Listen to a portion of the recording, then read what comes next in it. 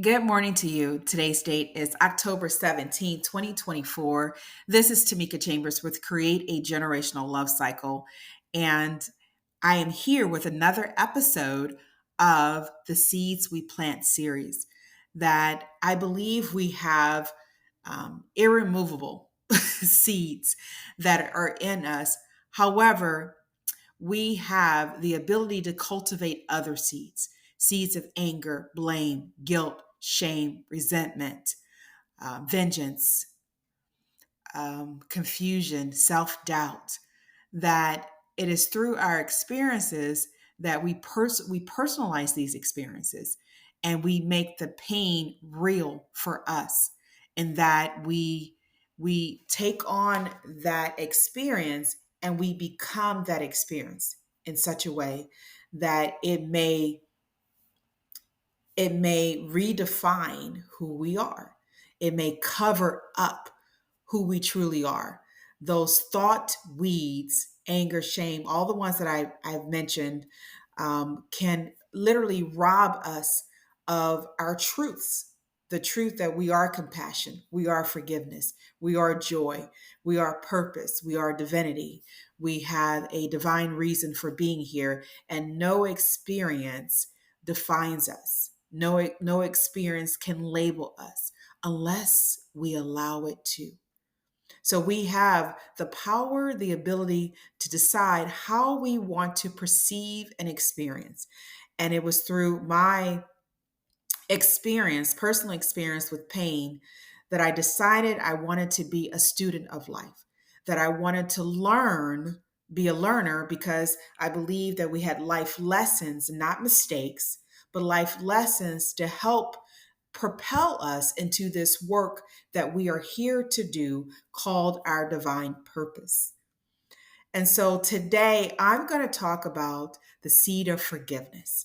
And I know that can be a trigger for many people. I'm not here to, negate your experience.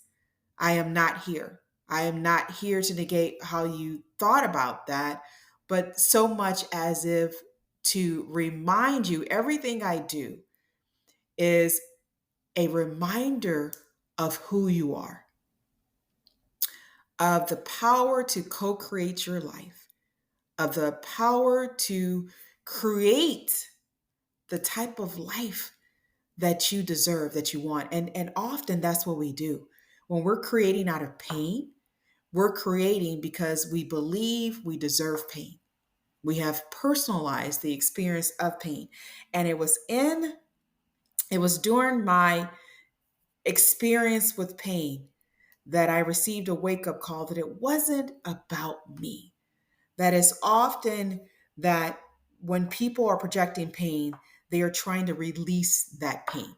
So we can release it through external things, sex, drugs, alcohol, through even mental things like getting praise, or increasing our how we feel about ourselves, our self-esteem, in any type of release that we're going to do.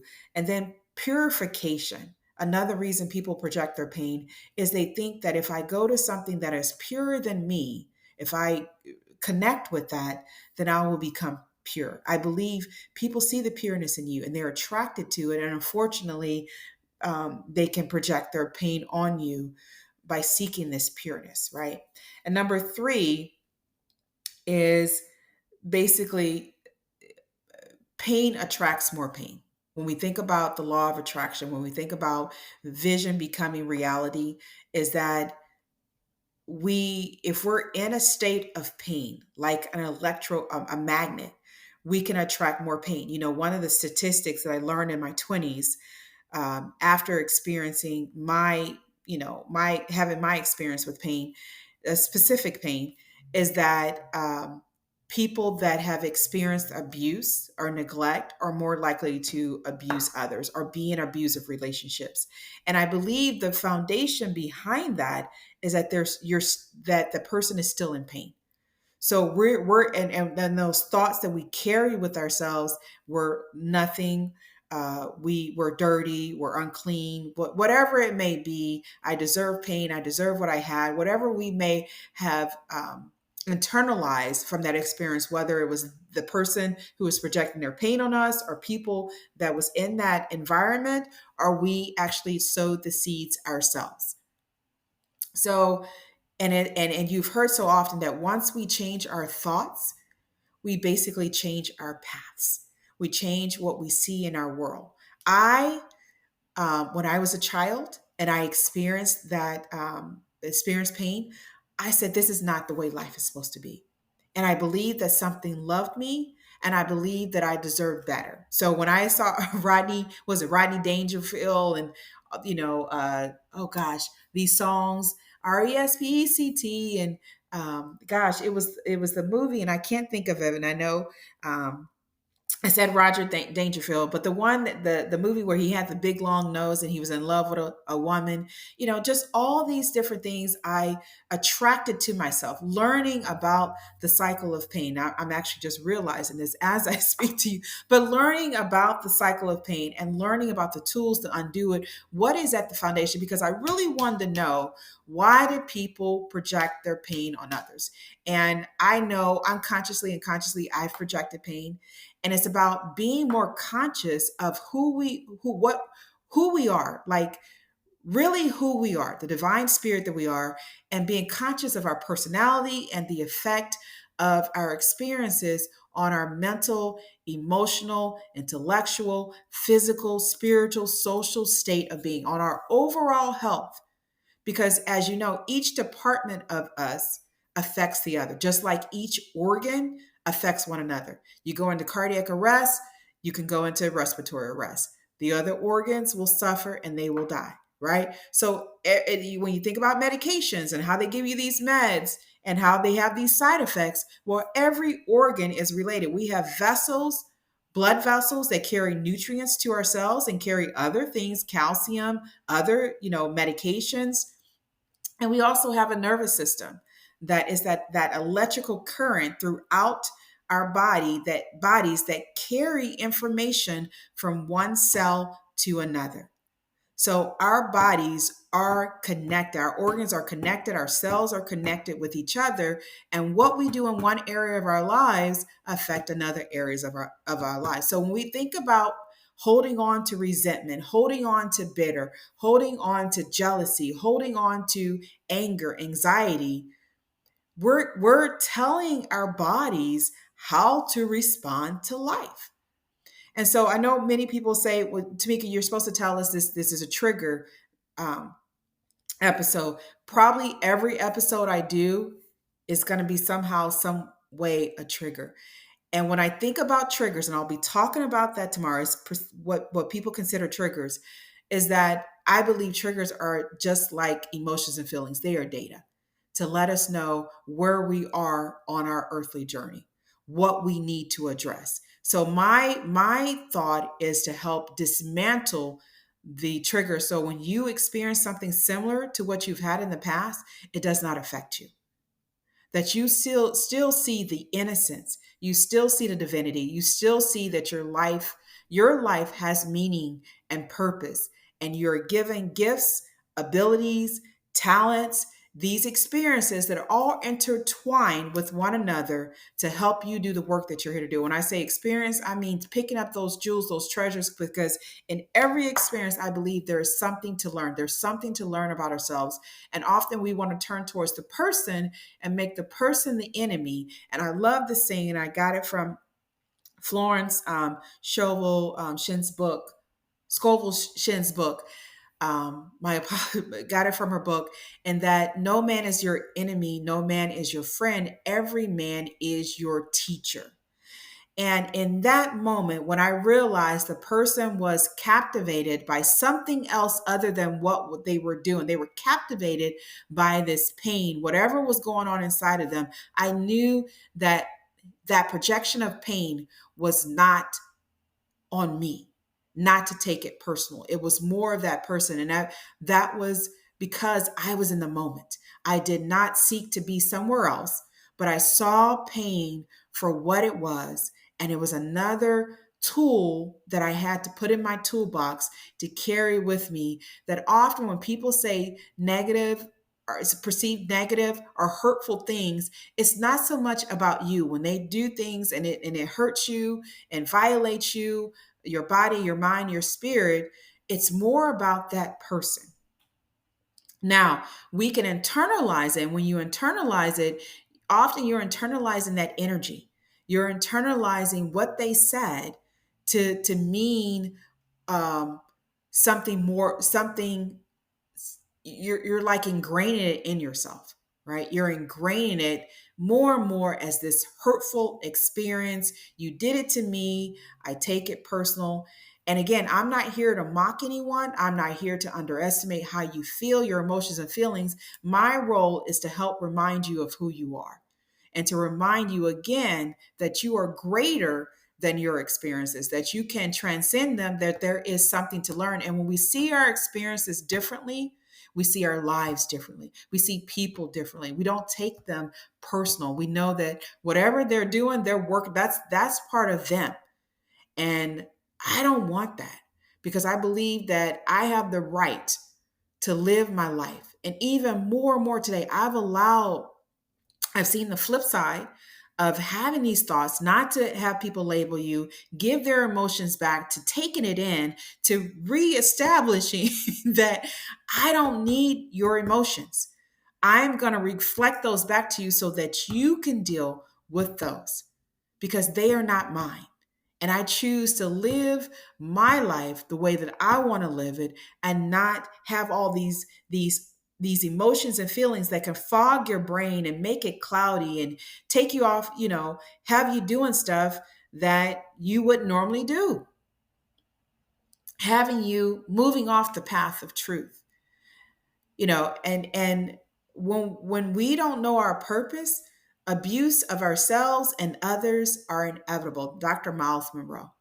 When we don't know that we are here, I mean, really know, not just know intellectually, but have a deep, abiding faith, to have deep conviction, unwavering conviction that this is what I'm here for. And that's what Yeshua, Jesus, did for me in the beginning.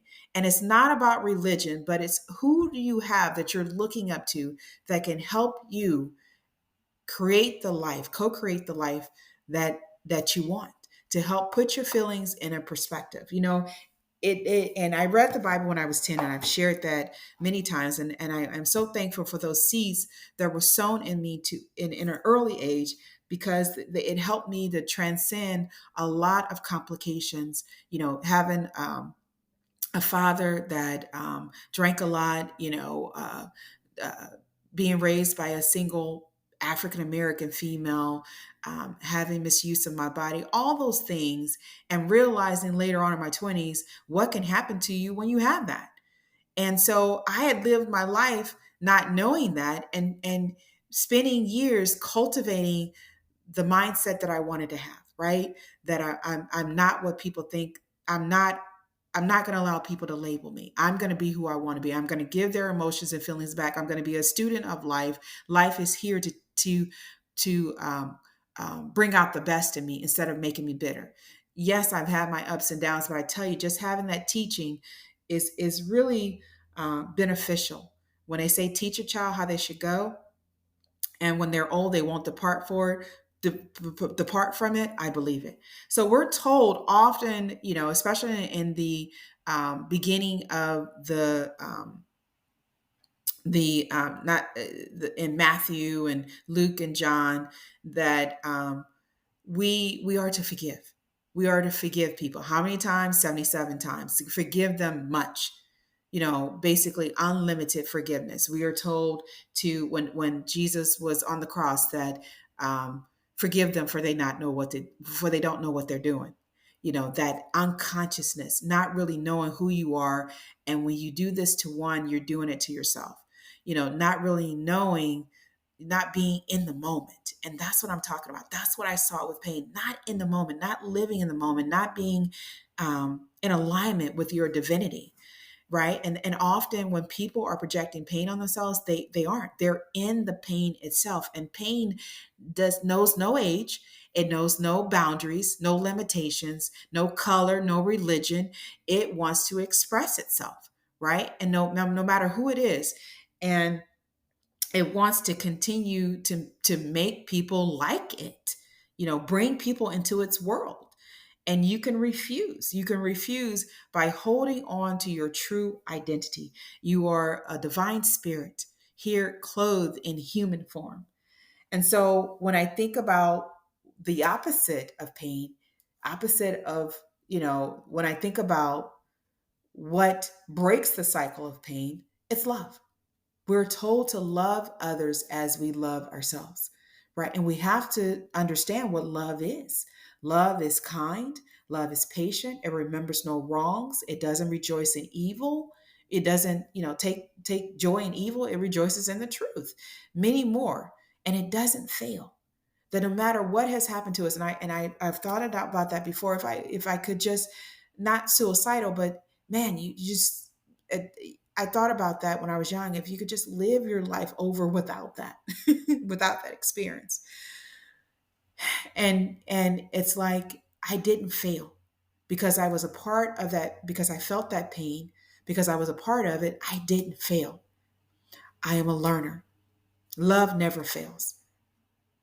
So if you are blaming yourself, if you're not forgiving yourself and not forgiving others because you think you have failed in life because of what you allowed someone to do, because of what you were a part of, is because what you felt like you sank into, or went bankrupt, or whatever it may be, money, financial, friendships, relationships, whatever may have happened, a career, you are not a failure. You are a learner. You are a spirit. You are here for a divine purpose. You are to gather those treasures, those tools of what you learned and use them to do the work that you are here to do. We have our greatest commandment. And I believe that's what Create a Generational Love Cycle stands on. It stands on the foundation that we are going to carry out this commission, this great commission. We're going to um, take a look, identify these thoughts that have led us in this darkness, this cycle of pain, and this unconsciousness, and this greed and dominion and violation of others. You see it out in teenage pregnancy, domestic violence, murder, suicide, killings, all of that, bullying. You see that. That is unlike our true selves. And love helps us to find the path back. It helps us to our promised land. It helps us to continue to sow and cultivate seeds that are already ingrained in us. We don't have to go out and look for love. We don't have to look for compassion. We don't have to look for purpose. Outside of us, we have to look inside. And everything has divine timing.